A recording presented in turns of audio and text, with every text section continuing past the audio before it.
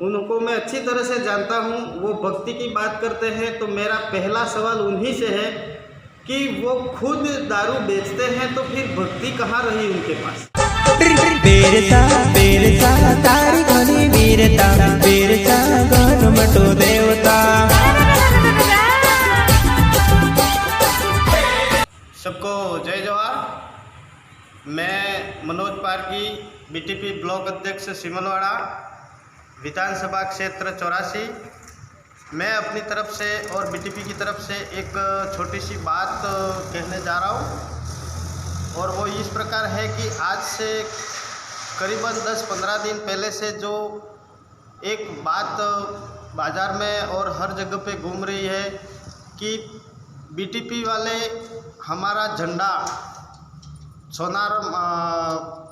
सलूम्बर में सोनार माता मंदिर के ऊपर जो झंडा चढ़ाया है वो नेजा जिसको बोलते हैं बिली भाषा में, वो बीटीपी वालों ने चढ़ाया है। तो सबसे पहले तो मेरा ये सवाल है उन सभी से कि क्या किसी भी पार्टी का नेजा किसी मंदिर पे चढ़ता है? अगर कोई वास्तविक भक्त होता तो ये शब्द नहीं कहता, कारण कि मंदिर पे हमेशा अपने धर्म के हिसाब से नेजा चढ़ाया जाता है, जो कि सलूम्बर में सोनारा माता के मंदिर पे जो नेजा चढ़ता है वो आदिवासी संस्कृति के हिसाब से वर्षों से चढ़ता हुआ आ रहा है। वही नेजा चढ़ाया गया है और आदिवासियों ने ही चढ़ाया है, जो कि आदिवासी में दामा गोत्र की कुल देवी है, कुल मताई है, उसके हिसाब से चढ़ाया गया है। और कुछ लोगों ने यह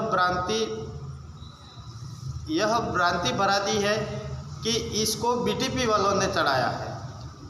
तो बीटीपी का झंडा कैसा है? बीटीपी एक पार्टी है और बीटीपी वाले नहीं चढ़ा सकते ऐसा झंडा, और कहीं पे भी ऐसा नहीं हुआ है। हम खुद वहाँ पे जाके देख के आए। वो कुछ मनुवादी लोगों के और राजनीतिक लोगों का एक रचा रचाया षड्यंत्र है, जिसके खिलाफ आज आदिवासी समाज कहीं से बोलने पे मजबूर हुआ है। मैं भी आदिवासी हूँ और मैं खुद अपने हिसाब से ये देख के आया हूँ और मैंने सोचा कि ये आदिवासी समाज को कहीं न कहीं किसी षड्यंत्र के तहत फंसाया जा रहा है।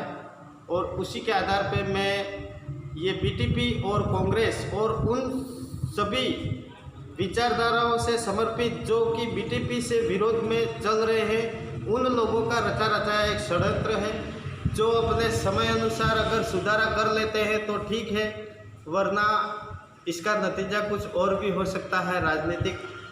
अभी जो चुनाव आ रहे हैं उसके दौरान ऐसा मेरे को एहसास बिल्कुल।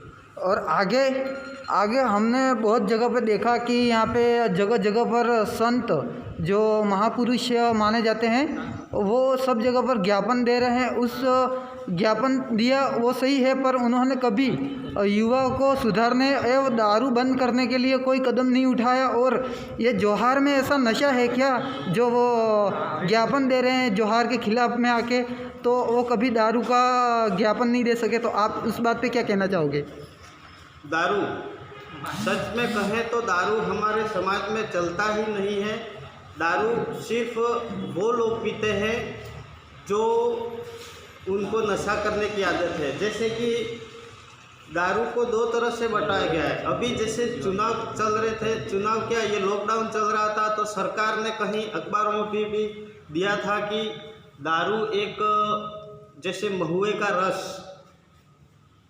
के रस से बनाया गया जो दारू कहते हैं बिली भाषा में, उसे सरकार ने भी ये साबित कर दिया, घोषणा की थी कि इससे कोरोना नहीं होता है। लेकिन प्रशासन व्यवस्था को देखें तो अभी जहाँ पे भी 2 बोतल 5 बोतल बहुत सारा नुकसान किया गया, तो केवल देसी दारू का और इंग्लिश दारू के लिए सरकार ने छूट दी। अगर वास्तविक में दारू बंद ही करना चाहते हैं तो सरकार से मेरा निवेदन है, अपील है कि ये इंग्लिश दारू विदेशी दारू है जो हमारे यहाँ के लोग नहीं इसका सेवन कर सकते हैं, फिर भी उसको ज़बरदस्ती यहाँ पे ठेके खोल के शुरू किया जा रहा है, उसे बंद किया जाए। जैसे कल परसों मैंने एक वीडियो देखा था, वहाँ पे कुछ भक्त मंडल हमारे 84 के ही थे और जिसमें जो स्टेटमेंट दे रहे थे सबसे पहले प्रवक्ता जो थे उनको मैं अच्छी तरह से जानता हूँ। वो भक्ति की बात करते हैं तो मेरा पहला सवाल उन्हीं से है कि वो खुद दारू बेचते हैं तो फिर भक्ति कहाँ रही उनके पास। अगर वो दारू का ठेका बंद कर देते हैं और अन्य गांवों में भी जो दारू चल रहा है उसको बंद करवाते हैं तो ये भक्तों के लिए सबसे पहला आंदोलन होगा और अच्छा आंदोलन होगा। यही मैं कहना चाहता हूँ। सबको जोहार।